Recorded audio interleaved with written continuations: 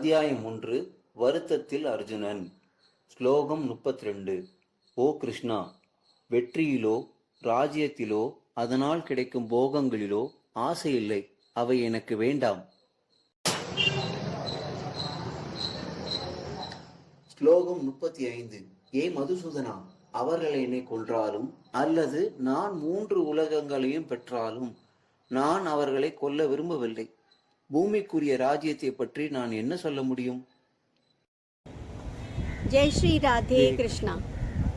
இந்த ஸ்லோகத்தில் அர்ஜுனர் எப்படி டிப்ரெஸ்டு சுச்சுவேஷனில் இருக்கார், எப்படி டிப்ரெஸ்டு சுச்சுவேஷனை வந்துடுது அவருக்கு பாருங்கள். ஏன்னா அவர் எந்த யுத்தத்துக்காக பல வருஷமாக போராடின்னு இருந்தாரோ, வெயிட் பண்ணிட்டு இருந்தாரோ, அந்த யுத்த ஸ்தலத்தில் இப்போ வந்ததுக்கப்புறம் இந்த மாதிரி யுத்தம் எனக்கு தேவையில்லை, நான் இந்த மாதிரி ஒரு ராஜ்யத்தை ஆண்டு போகங்கள் பண்ணி என்ன பிரயோஜனம், இந்த மாதிரி எனக்கு ராஜ்யமும் வேண்டாம் எதுவுமே வேண்டாம் அப்படின்னு ஒரு ஸ்டேட் ஆஃப் மைண்டில் வந்துடுறார்.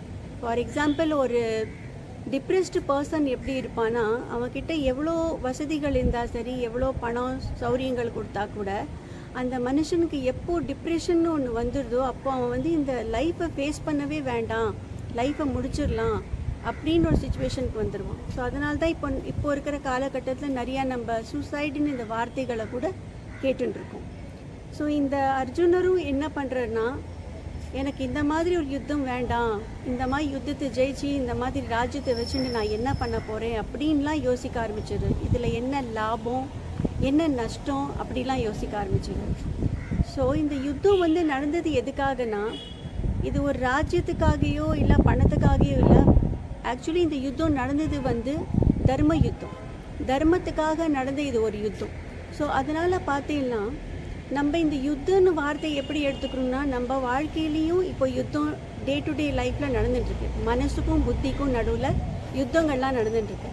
ஸோ இந்த யுத்தத்தில் நம்ம என்ன பண்ணுறோன்னா, நம்ம லைஃப்பில் டிசிஷன்ஸ் எப்படி எடுக்கிறோன்னா, இது என்னோட ஃபேமிலி, என்னோட குழந்த, என்னோட லாபம், என்னோட நஷ்டம் அப்படின்னு ஒரு செல்ஃபான ஒரு சாட்டிஸ்ஃபேக்ஷனுக்காகையோ இல்லை ஒரு செல்ஃபிஷ்னஸ்னாலேயோ நம்ம எடுக்கிற டிசிஷன்ஸ் தான் நம்மளை மனக்குழப்பத்தில் கொண்டு போய் விடுறது. மனக்குழப்பங்கள்லாம் உண்டாருது, டிப்ரெஷன் வருது.